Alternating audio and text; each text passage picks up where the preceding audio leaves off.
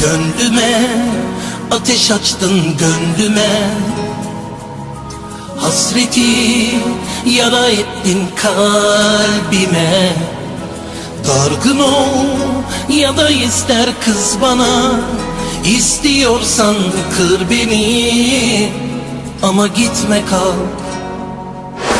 Hasretimden sana deli gibi hasretim, el ele yan yana öperken hasretim, yokluğun bir tek an bile çekilmiyor. Bu acı, bu ateş sensiz dinmiyor. Sensiz dinmiyor. Hasretimden sana deli gibi hasretim, el ele yan yana öperken hasretim, yokluğun bir tek an bile çekilmiyor. Bu acı, bu ateş sensiz çoğalıyor. Hasretimden sana deli gibi gitme kal. Kırgın ol, dargın ol ama yine gitme kal. Ömrüme giriverdin, gönlüme. Bana kız, bana küs ama gitme kal. Hasretimden sana deli gibi gitme kal. Kırgın ol, dargın ol ama yine gitme kal. Ömrüme giriverdin, gönlüme. Bana kız, bana küs ama gitme kal. Derdime keder ektin, derdime